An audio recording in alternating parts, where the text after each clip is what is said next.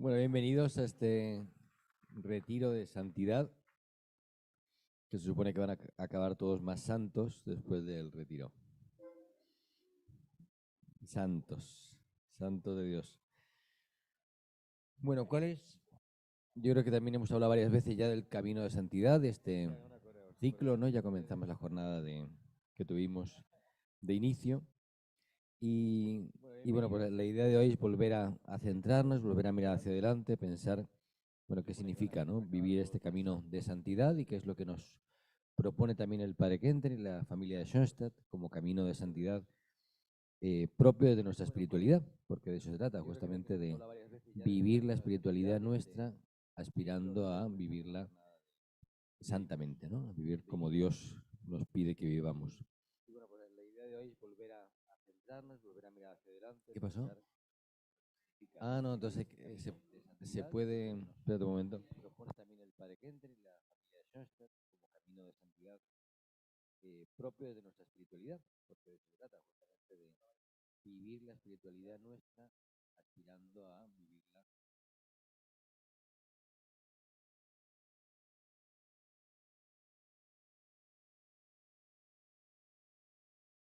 Ahora se oye. A ver.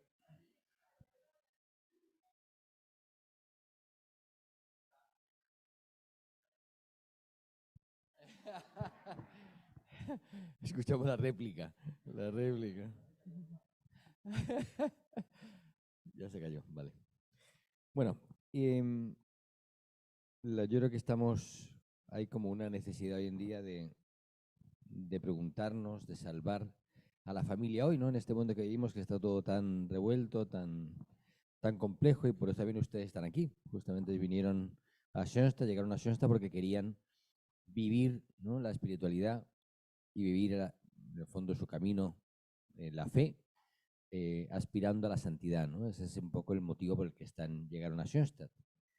Por sus hijos algunos, otros por amigos, y ya llevan, este es el tercer año de camino, ¿no?, aquí en, en nuestra familia de Schoenstatt. Y en este tiempo han ido conociendo a través de la Alianza Amor, bueno, cuál es la espiritualidad propia nuestra, es decir, de qué estamos hablando cuando hablamos nosotros de santidad matrimonial. Y lo que nos damos cuenta es, por un lado, de lo que queremos ser, o sea, un poco el anhelo de lo que queremos ser, y luego la realidad que está, que es complicada, con los niños, con el trabajo, con el día a día, con los conflictos, con las tensiones, por tantas cosas que nos afectan. Tenemos como modelo, por supuesto, la familia de Nazaret, y siempre es como esa familia, ese matrimonio, José, María y el niño, que son como el modelo para cualquier familia cristiana, pues cómo vivían José y María el amor matrimonial, cómo vivían el amor a Jesús, y en el fondo dentro de Nazaret, no fuera del mundo, sino dentro del mundo. Y quizás eso es lo importante, ¿no? O sea, que vivimos nuestra santidad matrimonial dentro de este mundo. Curiosamente, no hay muchos matrimonios eh, canonizados, ¿no? De hecho, bueno, solamente hay, hay pocos. Está el matrimonio de Luis Martín y Celia Guerin, los Quattrocchi, que es un matrimonio italiano. Y es cierto que cuando los canonizan, ¿no?, como es un testimonio de vida en el tiempo de hoy, igual que los papás de Santa Teresita, son los únicos matrimonios canonizados en este tiempo. Es cierto, ¿no?, que en los primeros siglos de la Iglesia pues había algunas familias que fueron canonizadas, se consideraban santos, como Santa Cecilia y su esposo Valeriano y su cuñado, o San Vital y su esposa Santa Valeria con sus hijos Gervasio y Protasio, ¿no? Son santos mártires de los primeros siglos que sí que eran familias. Pero después de eso se concebía o se entendía que la vida matrimonial pues era muchas veces más que una ayuda, un obstáculo, porque te apartaba del mundo de Dios, te quitaba el tiempo, además la visión del sexo dentro de la iglesia pues tampoco ayudaba, y por lo tanto era difícil que hubiera un matrimonio santo, canonizable. Y generalmente además los canonizados eran aquellos, bueno, pues que han fundado algo, una comunidad, y generalmente el que fundaba una comunidad, pues si estaba casado dejaba a su mujer o a su marido y fundaba la comunidad. Y era santo después de haber estado casado, no el matrimonio, ¿no? Hay santas y santos canonizados porque ya o su marido murió o su mujer, o incluso abandonó a su mujer, y son santos sin su esposo o su esposa. por las obras que hicieron, ¿no? Por el testimonio que dieron. Pero los primeros que son canonizados como matrimonios, como tal, y que incluso su día en que se celebra como santos es el día de su, no el de su muerte, porque murieron en momentos separados, sino el día de su matrimonio, ¿no? Se considera que el día de su matrimonio es el día en que se les celebra a esos santos, en concreto a estos dos matrimonios. Tuvo que venir el Concilio Vaticano II, también San Francisco de Sales, otros santos que hacen que la santidad laical sea un concepto real, ¿no? O sea, que hay santos laicos, no necesariamente religiosos, consagrados, o santos que abandonan el mundo, en realidad, ¿no? O sea, parece como que el santo es aquel que abandona el mundo, se retira a una cueva, a una gruta, a una ermita y ahí es santo, pero no en la vida diaria. Por supuesto, nosotros sabemos ya que eso no es así, que estamos llamados a una santidad matrimonial. Aún así, preferimos pensar que la santidad matrimonial es para otros, que son más santos que nosotros, que lo hacen mejor, que nos cuesta pensar en una santidad matrimonial nuestra, propia, original. ¿Cuál es nuestra forma original de ser santos hoy? Y lo primero es que sabemos que no podemos vivir encerrados, mejor dicho, fuera del mundo, o sea, como una burbuja. Quizá la pandemia fue algo así, ¿no? Que nos encerró en una burbuja, nos metió a cada uno en nuestra casa, en nuestro Nazaret, iglesia doméstica, pero al final algunos salieron fatal de ahí, otros salieron muy bien, ¿no? Hay de todo en la historia de la pandemia. Pero es cierto, ¿no? Que no consiste en que yo me aleje del mundo, ¿no? Sino que la santidad matrimonial, la santidad de ustedes, pasa directamente por vivir en el mundo, no vivir fuera del mundo. Por lo tanto, se trata de amar este mundo, de quererlo, no solamente criticarlo, como a veces podemos hacer, o condenarlo, sino amarlo, amar la realidad que nos rodea, el mundo que nos rodea, con sus virtudes, con sus problemas, con sus tensiones, amar el mundo, la vida que llevamos, ¿no? Se trata de amar, porque a veces cada uno dice, no, es que si yo tuviera más tiempo, ¿no? Claro, qué fácil es retirarse a la montaña, o retirarse a un convento, hay matrimonios o cónyuges que tienen la vocación, sienten la vocación conventual en algún momento, ¿no? O ermitaña, ¿verdad? Me gustaría irme de casa, que me dejen tranquilo, que no me molesten y vivir mi vida, ¿no? De repente esa tentación existe, pero no es de Dios. No es de Dios, porque la de Dios es quedarme donde estoy y vivir la realidad que me toca hoy y aceptar las cosas que me tocan hoy. Esa es la verdadera santidad, no la de desear o querer vivir algo que no tengo. Voy a mencionar varias cosas. En el fondo hay entre lo que el mundo vive, o lo que puede vivir en el mundo y lo que yo quiero vivir, ¿no? Entre la realidad muchas veces y el ideal, o entre la tentación del mundo en el plano negativo, o sea, el mundo como algo negativo, no, el mundo es positivo, pero cuando digo mundano, lo mundano es negativo, ¿no? O sea, es aquello que me aleja de Dios. El mundo está para acercarme a Dios, pero dentro del mundo puede haber realidades o forma de vivir el mundo que me alejan de Dios. Algo que es propio del mundo y que se da en la sociedad de hoy, en el mundo de hoy, es la despersonalización. Es decir, los vínculos frágiles. Hoy vivimos una sociedad de redes sociales donde se habla mucho más de conexiones en lugar de relaciones, por ejemplo, los jóvenes, redes en lugar de parejas, o sea, como vínculos que son, los vínculos de las redes sociales pueden ser más frágiles, ¿no? Porque en realidad yo puedo aparecer y desaparecer, puedo estar y no estar, puedo mostrar una imagen, pero no todo lo que soy. Eh, Son vínculos que si no están sustentados por una realidad fuera de las redes sociales, pues son frágiles, no tienen esa fortaleza que tiene un vínculo que está construido desde lo humano, desde el contacto, ¿no? Desde la realidad. Entonces lo que hay es una tendencia a la despersonalización, no al contacto personal, sino al contacto más superficial. Y frente a eso, ¿cuál es nuestro camino de santidad? La pedagogía de los vínculos. Si algo vivimos en Schoenstatt, que es una familia, es ese lugar donde podemos cuidarnos como familia. De hecho, nuestro movimiento no se llama movimiento, en realidad se llama familia de Schoenstatt. El concepto familia está siempre muy presente. Y quizá por eso muchas veces cuando pasó la pandemia, pues experimentamos el límite, ¿no? Ustedes que empezaron con la pandemia son heroicos porque les tocó empezar por Zoom y que era mucho más difícil vivir lo que ahora uno puede vivir, ¿no? En el día a día, en el contacto personal. Aunque los vínculos son algo tan importante en nuestra vida, nos damos cuenta cuánto nos cuesta amar bien, cuánto nos cuesta tener vínculos fuertes, vínculos sólidos en nuestra familia, en nuestra vida familiar. Y a veces, pues nuestra vida familiar no tiene vínculos fuertes. Nos damos cuenta de que vivimos con nuestros hijos o vivimos juntos, pero muchas veces no compartimos lo que nos está pasando. El padre Canteres decía, la mesa familiar es a la vez mesa de gozo y mesa de sacrificio. Una mesa familiar que no es mesa de sacrificio no llegará a ser una mesa de gozo. Es decir, si no experimento que muchas veces esa mesa familiar tiene mucho de sacrificio, de renuncia, de ofrecer, de negarme a mí mismo para que el otro tenga, ¿no? Esa es la vida familiar. Tiene mucho ese hogar donde el compartir familiar tiene también cosas bonitas y cosas difíciles. Pero hay verdad, hay autenticidad, hay entrega. Muchos hogares podemos vivir despersonalizados cuando llegamos a casa cansados, sin tiempo, o el móvil o el celular se convierte en algo central en nuestras relaciones. Lo que sucede muchas veces es que podemos estar con el celular en la mesa ahí puesto, atentos a si llega algún mensaje, y en cuanto llega algún mensaje lo contestamos, porque es más necesario y más urgente eso que lo que está pasando en nuestra casa. Y lo que hacemos nosotros como papás lo hacen nuestros hijos. Muchas veces queremos que nuestro hijo suelte el celular, pero no le damos el ejemplo para soltarlo. Y eso consigue que al final pues creemos una dinámica de relaciones familiares donde las redes sociales, donde lo de fuera tiene más fuerza que lo de dentro, donde no compartimos lo que nos está pasando, donde no sabemos qué le pasa incluso a mi cónyuge.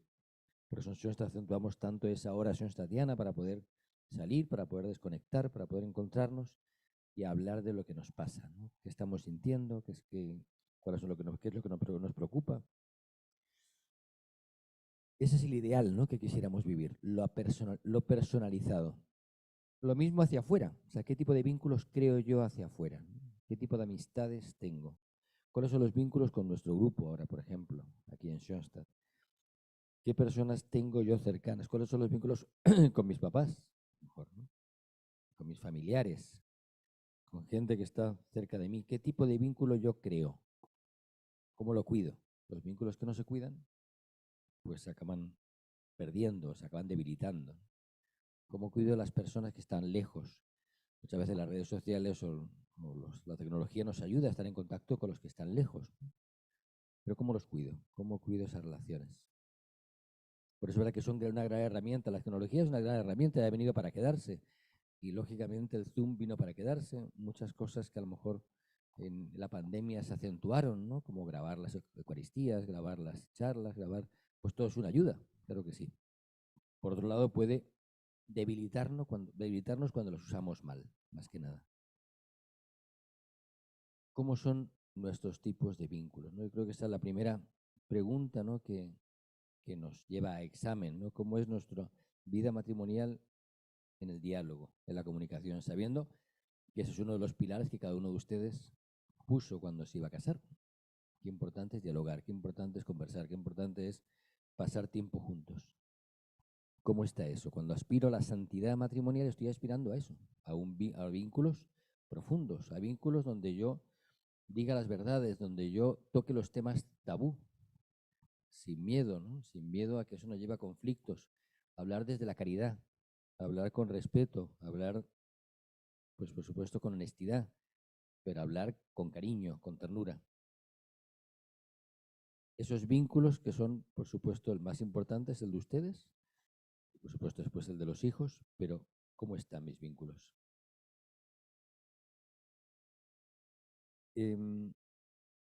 Bueno, hoy todos corremos ese peligro, ¿no?, de despersonalizarnos, de crear, pues vivir una sociedad un poco sin vínculos concretos y profundos. Primer punto. Segundo punto, la ausencia de Dios en el mundo. Dios hoy sentimos que está ausente, que no está presente, y lo vemos en todo, ¿no? Tanto en las leyes, en las normas de la sociedad. Aquí, por ejemplo, es curioso, aquí en México, lo religioso que es México, no hay ninguna sola fiesta religiosa, salvo Navidad y no sé si Viernes Santo, ¿no? Pero el resto de los días del año son fiestas laicas, ¿no? Laicas, laicistas, ¿no? O sea, en el fondo fiestas civiles, podríamos decir, ¿no? No hay fiestas religiosas. Yo vengo de España, en España hay un montón de fiestas religiosas, curiosamente, siendo menos religioso ahora mismo España que México. Pero hay muchas fiestas religiosas, desde San José hasta la Inmaculada, ¿no? Fiestas que son civiles, son asueto.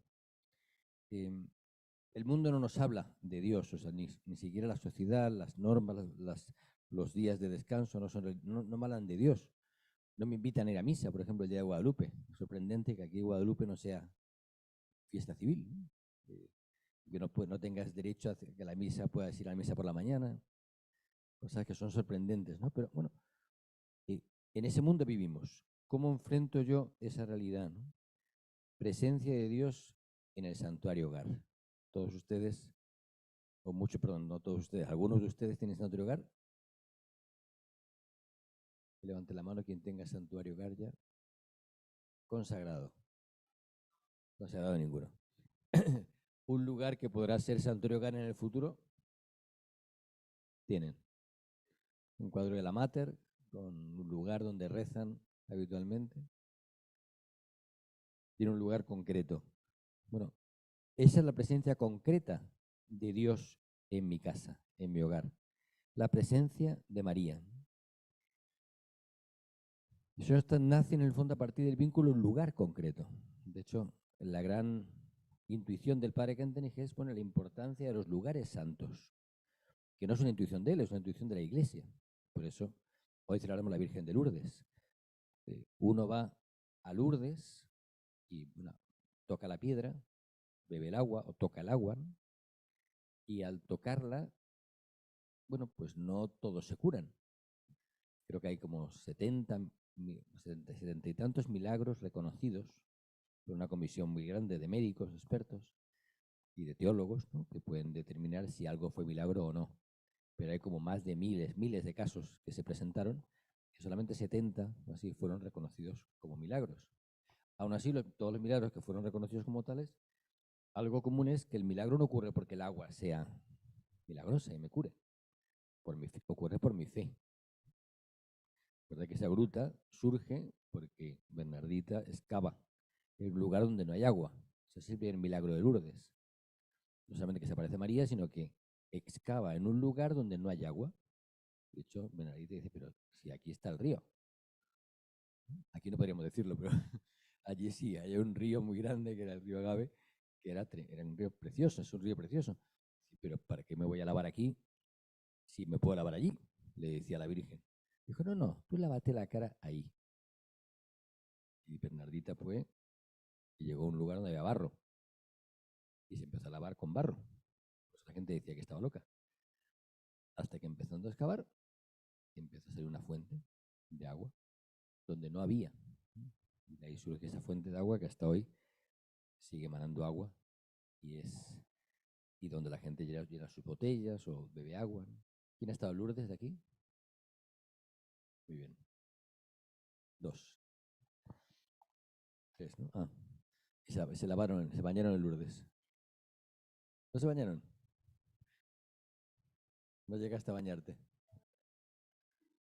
Yo me bañé también. Y yo ayudé a bañar también allí a la gente. Y es impresionante la fe, ¿no? Cuando tú le ayudas a meterse dentro de ese agua. Bueno, es la fe de que María se estableció allí, se quedó allí para sanar, ¿no? Para curar.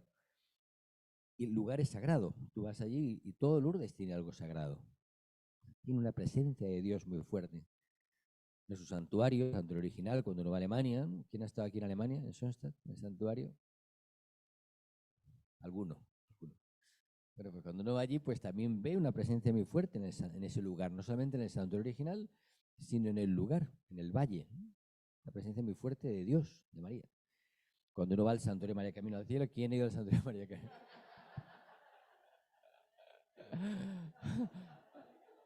Ahí ya todos, muy bien.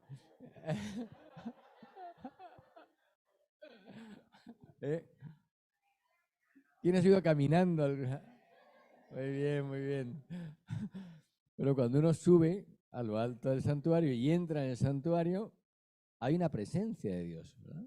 La presencia fuerte de Dios ahí que tú dices, aquí está Dios, ¿no? Aquí está María. Y cuando uno va hay capillas o lugares donde tiene una presencia de muy fuerte de Dios, no solamente un santuario. En el fondo es la fe que tiene la iglesia, que hay lugares que están marcados por Dios, son santos, igual que hay lugares que tienen una presencia negativa, ¿no? Y que tú entres y de aquí no, lo que hoy dicen, ¿no? Las ondas, hay mala onda. Aquí hay mala onda, aquí hay buena onda, ¿no? Hay ondas positivas. Tú llegas a un lugar donde una familia, incluso un hogar familiar, una casa, hay casas que tú entras y, uff, aquí no. Y de otras casas dices, aquí hay una presencia fuerte de paz, de tranquilidad, te sientes bien, te sientes acogido, hay una presencia de Dios. Eso es algo que bueno, pues constatamos, ¿no? Y nos damos cuenta de que el santuario hogar no solamente es un lugar donde está la imagen de María, sino donde María ha abierto un canal, ¿no? De energía, se puede decir, ¿no? De los modernos dirán de energía, un canal de Dios, un canal del Espíritu Santo que permite una presencia de Dios en ese lugar y que se mantiene abierto cada vez que yo voy, ¿no? Allí y cuido ese lugar. Se mantiene abierto, limpio, ¿no? Ese canal que me comunica con Dios. Esa es la presencia de Dios en mi hogar. Por eso entonces lo religioso deja de ser un cumplimiento de normas, ¿no? Para nuestros hijos, porque es una realidad lo religioso. Lo religioso a veces, como separamos, el hombre de hoy separa todo, ¿no? Pues decir, no, lo religioso es el domingo, cuando voy a misa, pero lo religioso no es en mi casa. Y al revés, o sea, cuando yo educo a mis hijos en lo religioso, es decir, en la presencia de Dios en su casa, lo religioso no solamente es la misa del domingo, la misa del domingo es una consecuencia del resto de la semana, pero lo religioso es todo, desde que me levanto hasta que me acuesto, de cuando me peleo, pido perdón en el santuario hogar con mis hijos, ¿no? Todas esas cosas habituales, hay una presencia de Dios. Por eso ese es el ideal de nuestra vida, hacer que nuestros hogares sean verdaderos islas, decía el Padre, islas, ¿no? Porque son islas en medio de un mundo donde no hay una presencia de Dios, pero donde está vivo Dios. Por eso cuando el Papa Francisco hablaba ahí de la pandemia, decía, bueno, las iglesias domésticas han cobrado mucha más fuerza la pandemia porque ahí se ha mantenido viva la llama de Dios. Nuestra fe en los santuarios hogar es que el santuario hogar mantiene viva la fe y mantiene viva María. Y por lo tanto, podrían destruir los santuarios filiales, que eso hasta volvería a surgir desde los santuarios hogar. El santuario hogar es el lugar donde María derrama sus gracias y hace que yo también sea santuario vivo para los demás. Yo también regale las gracias del cobijamiento, la transformación y el envío que ya ustedes viven a través de la alianza de amor. Esa es la fe, ¿no? La fe es creer que hay lugares especiales en mi vida y que tengo que cuidar esos lugares. Igual que tengo que cuidar mi relación con el santuario filial aquí en María Camino al Cielo, porque son lugares que me santifican, porque tiene algo de eso. Cuando toco la piedra de Lourdes, algo se me pega de ese lugar. Cuando toco el agua, igual. Cuando voy al santuario, algo se me pega. Cuando voy a la Basílica de Guadalupe, a la que ustedes van a ir con nosotros en abril, ¿verdad? Pues, ¿quién ha ido a la Basílica de Guadalupe? ¿Si alguno no ha ido? No, ¿no? Alguno, bueno, pues seguro que conocen gente que no ha ido, ¿verdad? Bueno, pues es una pena porque en México tienen un Lourdes, de alguna forma. Un Lourdes. La presencia que María quiso elegir ese lugar para quedarse en México. Y provocó una transformación de la sociedad y de la cultura en México. Y en ese lugar, un lugar muy concreto. Cuando yo toco ese lugar santo, algo se me queda. Y más aún como mexicano, o sea, vuelvo a enamorarme de la Virgen de Guadalupe y a pensar, mi Virgen está aquí, la tengo que tocar. Y tengo que ir con frecuencia, no solamente una vez en mi vida, sino con frecuencia porque es mi punto de contacto, ¿no? O sea, es como no perder el contacto con esos lugares que son santos y que me santifican. Esa es la presencia de Dios en los lugares y en concreto en mi familia. Por eso cuando hablamos del santuario hogar, hablamos también de una forma de entender la fe en lo concreto de mi vida. Cuando los matrimonios hoy toman decisiones, siempre muchas veces he preguntado a algunos, bueno, ¿y esto lo decidieron rezando o no? Y muchas veces te dicen que no. No, rezando, no. Lo decidimos porque se dio así. Me ofrecieron un trabajo en, yo qué sé, en Guadalajara y me fui. Me ofrecieron una casa en no sé dónde, pues la compré. Pero qué pocas cosas decidimos rezando. Y rezando significa invertir tiempo, claro. Rezar es lo que en Schoenstatt se llama la fe práctica y la divina providencia. Eso es parte de nuestro camino de santidad. Decidimos las cosas con Dios. Es decir, nos preguntamos, ¿esto lo quiere Dios o no lo quiere Dios? Es que me pagan mucho más. Bueno, ya, pero eso es una voz de Dios, pero no es la única. Es el único criterio para decidir que te paguen mucho más. ¿Qué significa que tengas que estar fuera de la ciudad 5 días a la semana? ¿Es lo que quiere Dios para nosotros o no? ¿Cómo lo decidimos? Ese tipo de cosas. Mis hijos se quieren ir a estudiar a Estados Unidos porque está mejor, ¿no? Es más bonito. Al final piensas que es el paraíso. Todo lo que sea fuera de México es el paraíso, ¿verdad? A veces, sin darse cuenta que el paraíso está en México. Es verdad. O sea, y ciertos valores que hay aquí no los hay en Estados Unidos. Y sin embargo, yo mando a mi hijo a vivir a Estados Unidos, aunque los valores de allí no sean los míos. Pero pienso que es de Dios, o no lo rezo, o no está tomada con Dios la decisión. Es que le da una beca. Bueno, sí, pues es una voz de Dios, pero no es la única. ¿Cómo decido yo que mi hijo se vaya a los 18 años a Estados Unidos? ¿Cómo lo decido? ¿Con Dios? ¿O lo decide él? ¿O lo decidimos juntos como matrimonio? Y no digo que tenga la respuesta yo, lo que quiero decir es que a veces tomamos decisiones a la ligera, sin pensar, ¿no? ¿Qué es lo que quiere Dios? ¿Tenemos más hijos o no tenemos más hijos? No, con dos, con la guerra que dan, ya nada, se acabó. ¿Es lo que quiere Dios o es lo que yo quiero? Estoy pensando, eso no quiere decir que ya no use métodos, nada. No, lo estoy pensando es, ¿con quién tomo la decisión? ¿Con Dios o sin Dios? No digo que sea fácil, pero es una forma de vivir la fe. Esa es la santidad matrimonial. La santidad matrimonial es que Dios está en todo lo que yo hago, en todo lo que yo decido. Y por eso otro punto es que normalmente yo separo las cosas, el mundo separa las cosas. Lo que es de Dios y lo que es del mundo. Lo que me toca a mí y lo que le toca a Dios. Que los curas se metan en la sacristía. Lo que es de Dios es ser ministro de la comunión. Y el resto de las cosas no es Dios. Porque tengo que ser ministro de la comunión para ser más cercano a Dios.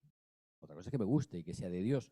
Pero yo puedo ser de Dios sin ser ministro de la comunión. No tengo que estar a la sacristía ni aquí en la Casa del Movimiento todos los días de la semana para sentir que hago la voluntad de Dios. A lo mejor Dios quiere que esté con mis hijos y esa es la voluntad de Dios. Por eso las decisiones son con Dios. Pero bueno, la tentación es separar las cosas en el mundo. El mundo separa, ¿no? Los sentimientos de la cabeza, eh, las cosas del mundo de otro tipo de cosas más espirituales. Schoenstatt y la Alianza Amor nos invitan a unir, a integrar. Integro a Dios en mi vida. No integro mi vida en Dios. O sea, no me llevo mi casa aquí a la Casa del Movimiento, no, sino que llevo a Dios a mi casa y por lo tanto integro todo lo que hay en mi casa, toda mi vida, el deporte, el fútbol americano, ¿no? O sea, ahí está Dios. Pero claro, hablo con Dios y decido con Dios qué es lo que le conviene a nuestra familia, ¿no? Si estar todo el domingo conectados a la televisión o hacemos algo más aparte de eso, ¿no? Es una decisión conjunta con Dios. Pero Dios está también ahí. No es que solamente está cuando voy a misa. Dios está en todas las cosas que nos pasan, en toda la vida, también en el sexo, ¿no? Yo creo que uno de los grandes discusiones teológicas era con el matrimonio canonizado, era si se canonizaba también el sexo de ellos. O es que al final de su vida decidieron vivir como matrimonio josefino, es decir, sin sexo. ¿No? ¿Cómo va a ser eso? Si tu matrimonio santificas o beatificas un matrimonio, beatificas su vida sexual. Ya no es un obstáculo, al revés, es un camino. Y la forma como vivan su sexualidad va a ser un camino de santidad para otros. Porque en realidad beatificar un matrimonio nos ayuda a los demás para pensar, yo aspiro a vivir como ellos. Eso es lo bonito de beatificar un matrimonio. Es decir, este matrimonio vivió su vida espiritual, su forma de tomar las decisiones y su forma de tener relaciones sexuales aspirando a la santidad. Y son un modelo en la forma de vivirlo. Y fueron canonizados porque hicieron el amor hasta los 90 años, imagínate. Pues qué bien. No, es que a los 70 decimos que ya cada uno en cuartos separados y la intimidad ya no. Entonces, ¿no es santo? ¿Cómo va a ser santo eso? Si se casaron para estar juntos, canonízalo si quieres como monje y monja, pero no como matrimonio. Estás canonizando todo, la intimidad sexual, física, no la intimidad espiritual solamente, cada uno en su cuarto y rezando el rosario. No, la física, el contacto, la intimidad, las caricias, la ternura. Estás canonizando eso.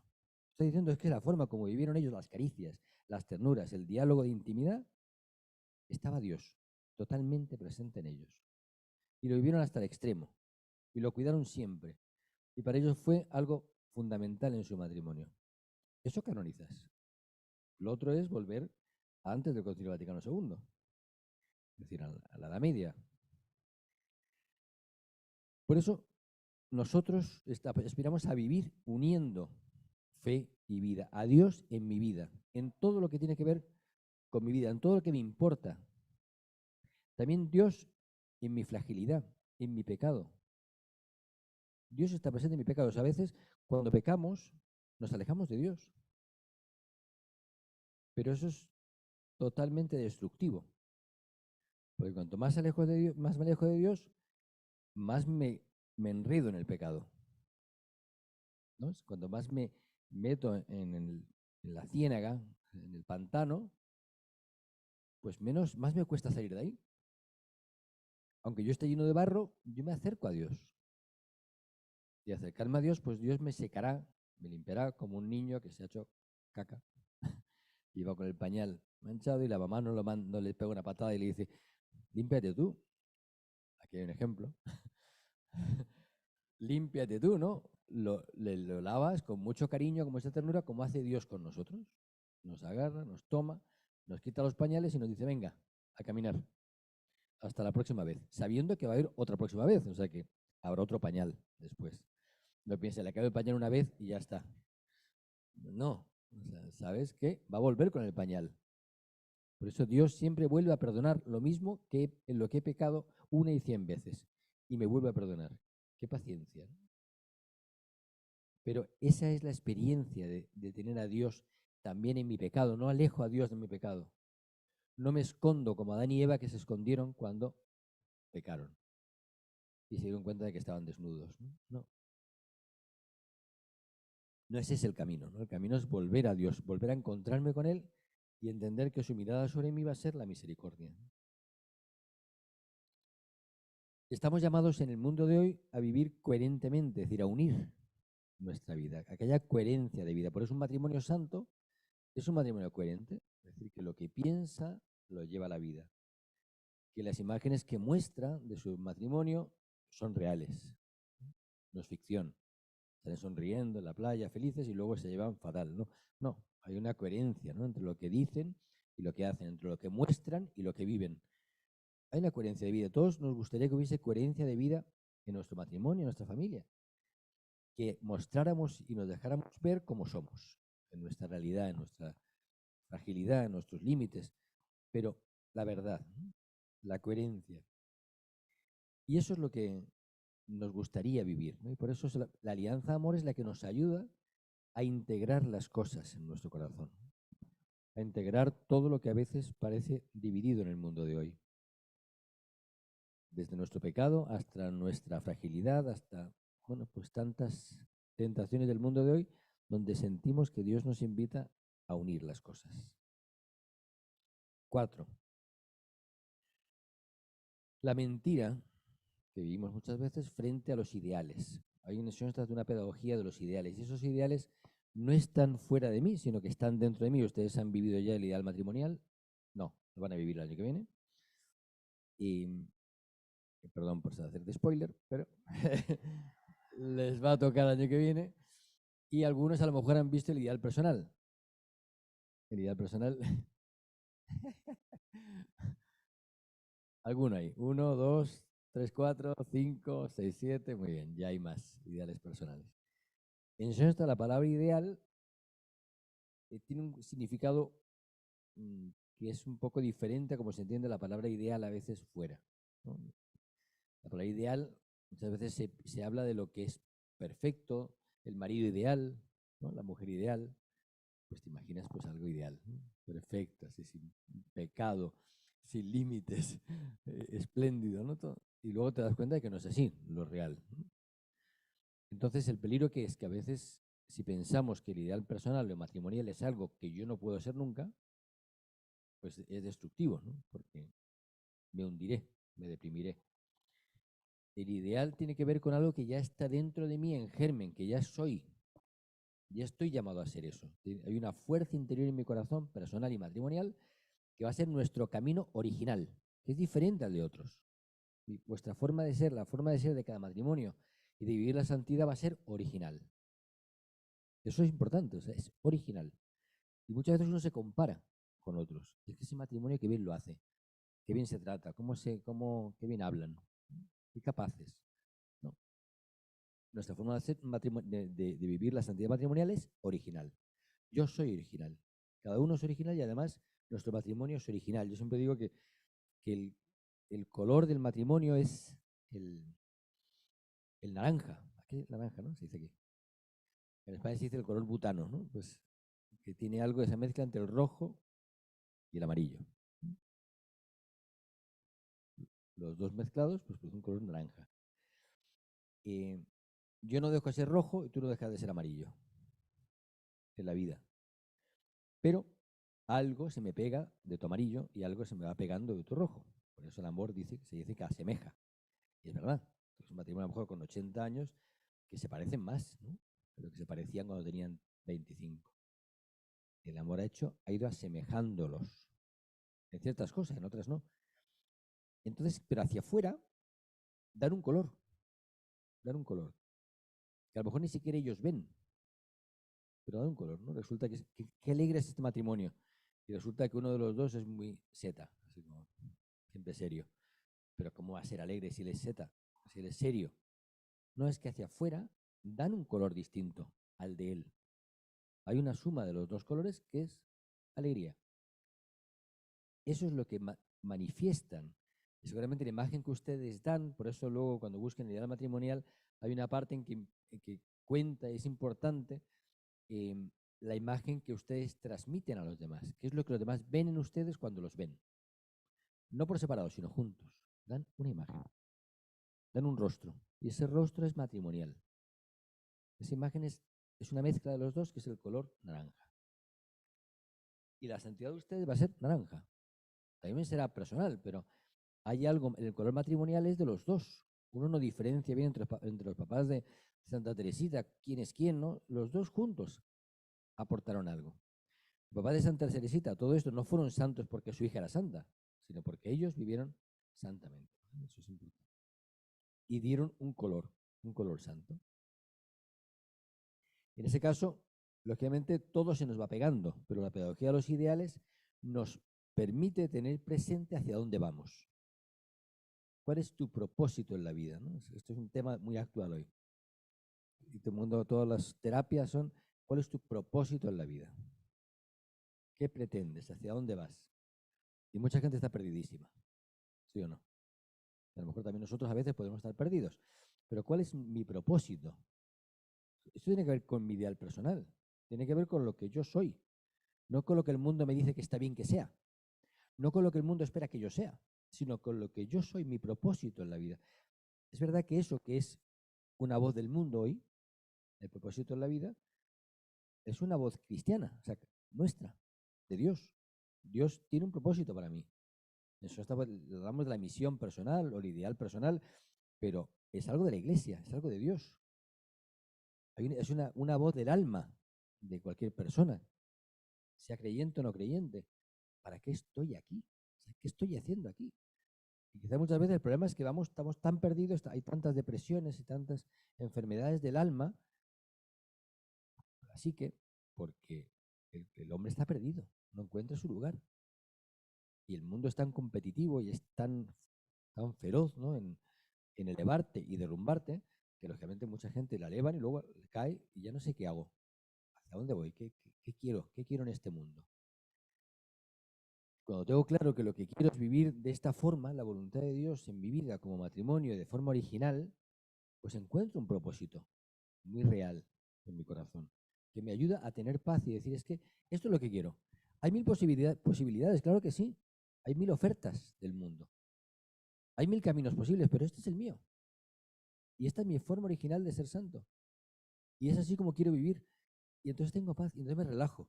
Porque muchas veces el problema es cuando yo vivo en tensión queriendo hacer lo que otros hacen o seguir lo que otros dicen o perseguir lo que otros proponen, pero no pienso en mi corazón qué es lo que yo quiero.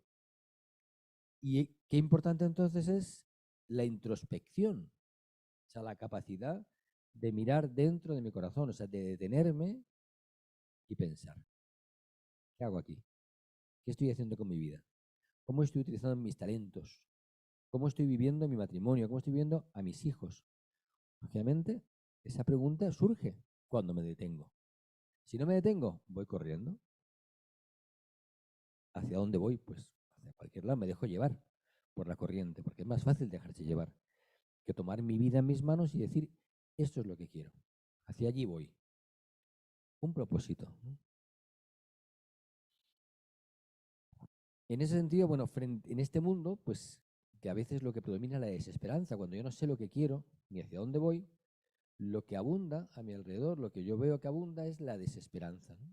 Eso existe hoy en día, con las guerras, con la destrucción, con las desgracias que pasan en el mundo, como el terremoto, mucha desesperanza. ¿Cómo hago yo o a qué aspiro yo? Yo quiero crear esperanza, dar esperanza.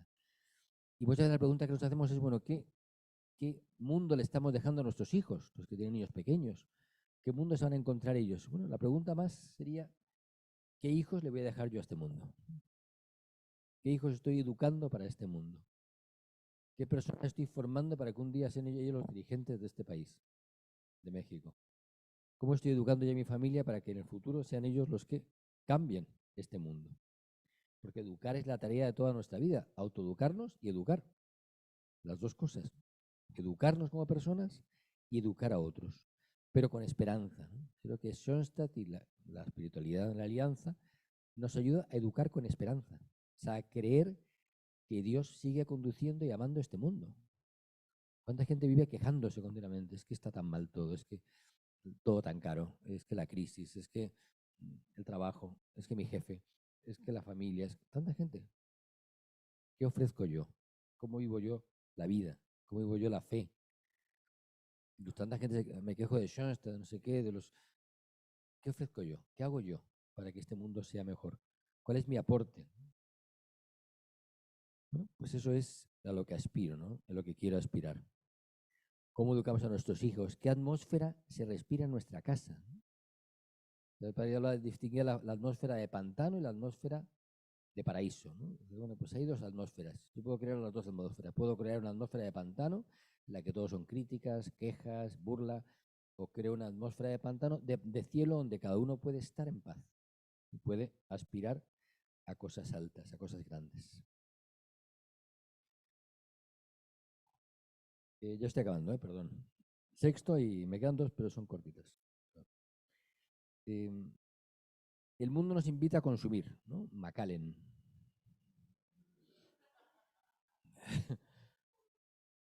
Como un símbolo, ¿no? Como una meca, la meca. Macallen, tiene hasta Mecallen. Algo de mi meca, pero es particular, ¿no? Hacia allá voy, ¿no? Y bueno, y el mundo nos invita a consumir, porque es así, todo dura poco, además, las cosas duran poco, todo se rompen, pues al final cada vez algo mejor. Me voy metiendo en esa corriente y todos caemos. Y las cosas son buenas, los bienes materiales son buenos porque me ayudan, ¿no? Cuando son un medio, no un fin. Y son medios para estar mejor, para cuidarnos más como familia, para crecer, una buena casa, un buen lugar, claro que sí. Son medios. ¿Cómo vivo yo esa tendencia que existe en el mundo al consumismo, ¿no? ¿Cómo la vivimos como familia? ¿Cómo discernimos cómo queremos vivir como familia? ¿De qué forma? Cuando el mundo me ofrece mil posibilidades, cuando los compañeros de clase de mi hijo le ofrecen mil posibilidades, cuando todos quieren tener celular desde los 5 años, ¿cómo educo yo a mis hijos? ¿Cómo me educo yo a mí mismo, ¿no? en los bienes, el coche, ¿no? El mejor coche. ¿Cómo me educo en vivir el consejo evangélico de la pobreza, que es un consejo evangélico eh, cristiano, o sea, de Jesucristo?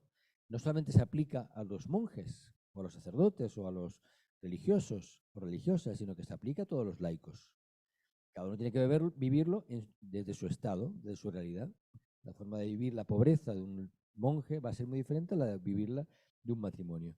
Pero aún así tengo que hacerme la pregunta siempre, bueno, ¿esto lo quiere Dios para mí? Ese discernir juntos. Por eso de nuevo la fe práctica y la divina providencia.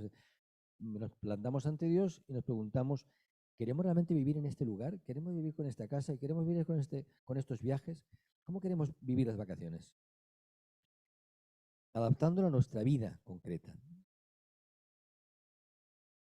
Y eso, por supuesto, también tiene desafíos en el tiempo que vivimos, que es de crisis. Bueno, ¿cómo ayudo yo a aquellos que más necesitan? ¿Cómo me planteo yo frente a un mundo que tiene necesidades concretas? ¿Cómo yo ayudo? ¿Cómo comparto?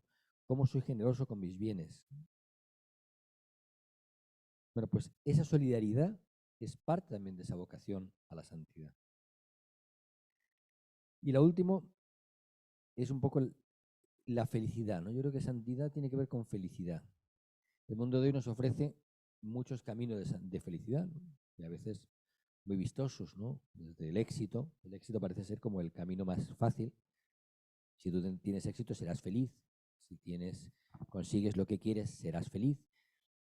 Y quizás nuestra vida muchas veces es así, ¿no? Si me va bien en algo, soy feliz. Si fracaso, me siento mal, entro en depresión. ¿Por qué la gente no es feliz, ¿no? En un mundo en que todos tienen de todo, ¿no? Mucha gente tiene de todo, no todos. ¿Dónde buscamos nuestra felicidad? ¿Y dónde ayudamos a nuestros hijos a encontrar la felicidad? ¿Cómo hacemos para ayudarles a pensar, bueno, cómo quieres ser feliz en esta vida? Cuando parece que el único objetivo de la vida es ser feliz, y no es así. Pero, ¿cómo haciendo lo que me llena el corazón, soy feliz? Bueno, pues eso es parte de nuestro camino de santidad. Una familia alegre, una familia feliz es un testimonio de santidad. Uno se imagina a los santos felices. Realmente hoy leía sobre la Virgen de Lourdes y Bernardita. Ella decía, la Virgen sonreía y se reía. Qué curioso. Entonces las autoridades eclesiásticas se indignaron. La Virgen no se ríe. La Virgen está seria. De hecho, la primera estatua que hicieron era seria, seria. Luego la otra también, pero la que hay, pero tampoco la hicieron sonriente. Pero es curioso, Bernardita insistía, no, no, es que yo la vi y se reía, sonreía. Quizá muchas veces hemos convertido la santidad también en algo serio, muy solemne. No hay risa, no hay sonrisas. Cuando lo que a uno la atrae es encontrar un matrimonio, una familia sonriente, que se ríe de lo humano, que tiene una risa y una forma de un humor blanco, ¿no? Diríamos, un humor inocente, sin albur,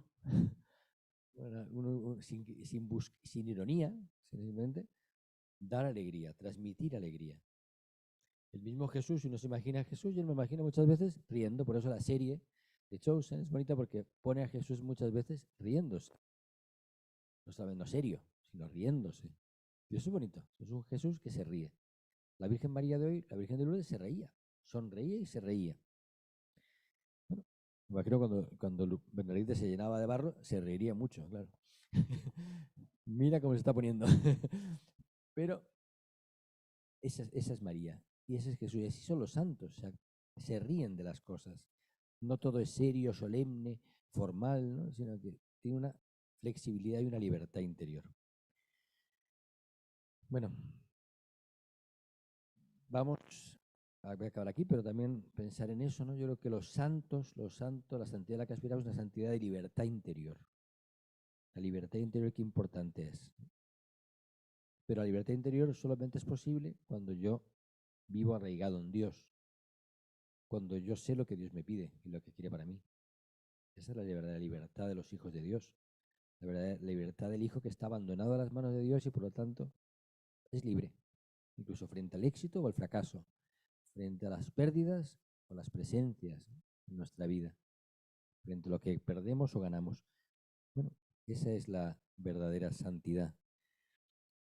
Y yo creo que es un camino para toda la vida, ¿no? Pero cuando uno lo ve como algo sencillo, ustedes no esperen ser canonizados, ¿vale?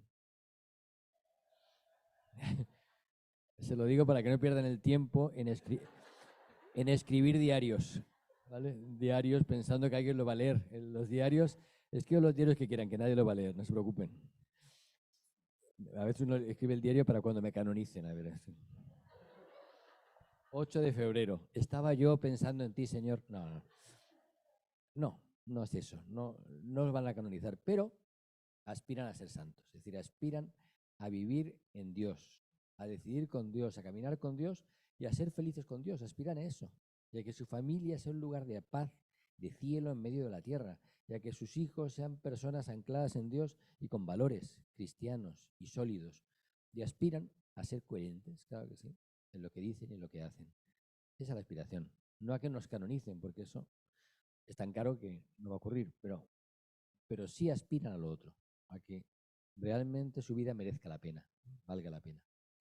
Por eso, bueno, estamos en camino todos, cada uno en su vocación. Salud. Entonces vamos a seguir entonces con el retiro, agradecerles la paciencia y también que todo lo que vivamos hoy nos ayude a caminar en este camino de santidad.